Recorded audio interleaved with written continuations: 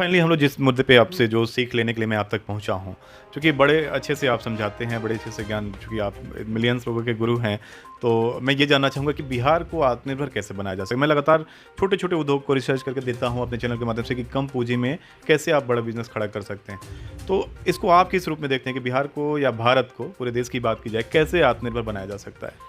देखिए, एक हम आपको कहना चाहते हैं ना कि एक ट्रेन का इंजन कितना भी पावरफुल हो ना, सारी बोगी में चेन पुलिंग कर दीजिए, वो कभी नहीं खींच ले जा सकता। तो हमें बिहार या देश को आगे नहीं, यहाँ के लोगों को आगे बढ़ाना है।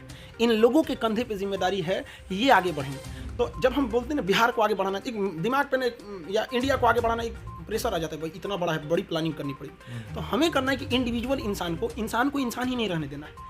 जो जनसंख्या देख रहे हैं ना, इसे मानव संसाधन में बदलना है। अगर हर इंसान के अंदर कुछ ना कुछ हुनर हो, कोई टीचर हो, कोई अच्छा किसान हो, कोई डॉक्टर हो, कोई बिजली मिस्त्री हो, छोटा बड़ा सब काम है, बशर्ते उसको अपने काम में स्पेशलिस्ट हो, ताकि उसको एक जगह मिले, तो वो जनसंख्या नहीं, हमारे लिए मानव संसाधन हो जाएंगे। यकीन मानिए 140 करोड़ जनसंख्या तो बोझ नहीं, हमारे लिए वो आशीर्वाद साबित होगी। और पूरी दुनिया देखेगी कि सबसे ज़्यादा कुशल मैन पावर कहाँ रहते हैं, भारत में रहते हैं। तो ज़रूरत है उनको इस चीज़ की कि हर इंसान में कुछ। आज क्या है, रोजगार मांगने जाते हैं, सर हमको 10,000 की ज़रूरत है, जो काम बोलिएगा कर देंगे। अरे भैया, तुमने अपनी ज़रूरत बता दी, कंपनी को क्या ज़रूरत है तुम्हारे पास है?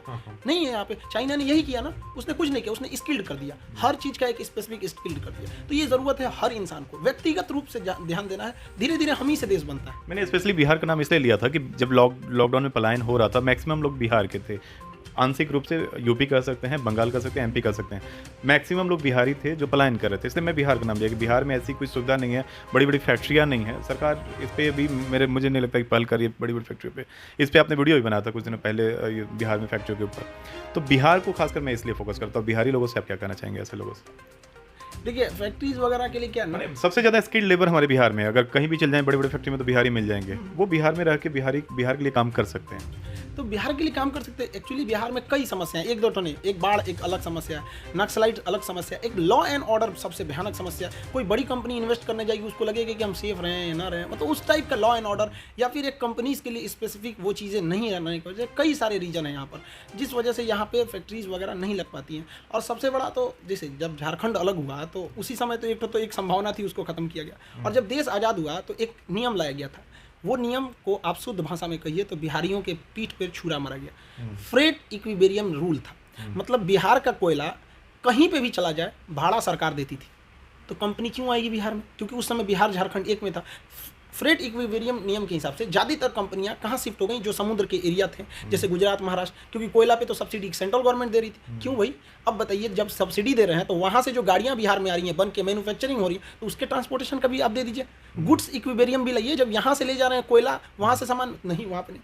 अब इसका कोई उस तरह से विरोध नहीं किया। रीजन क्या है कि यहाँ के लोग में एजुकेशनल जागरूकता वो नहीं है। एकेडमिक पढ़ाई नहीं होती। आप ग्रेजुएशन कर लिए, अपने सब्जेक्ट में जान गए, यही बहुत बड़ी चीज़ नहीं हो जाती, आपको जागरूक भी रहना पड़ेगा। तो बहुत सदियों तक इसको दबाया गया है, बहुत बुरी तरह से। और वो तो हमको कभी कभी खुद से रिसर्च करते हैं, सोचते हैं हम कि जितना इसको दबाया गया है, टूट गया रहता, अभी तक बचा हुआ है, अभी बहुत बढ़िया।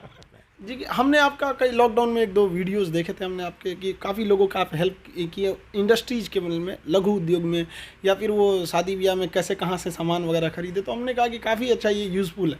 अब वो आपका सेक्टर रहता है, अब जैसे हमारा एजुकेशन है, लेकिन आप अपने सेक्टर में भी बहुत कर रहे हैं, हेल्प कर रहे हैं, अच्छी बात है। सबको करना चाहिए जो जहाँ से है। एक एक करके ही सब लोग बढ़ेंगे तो देश भी बढ़ेगा।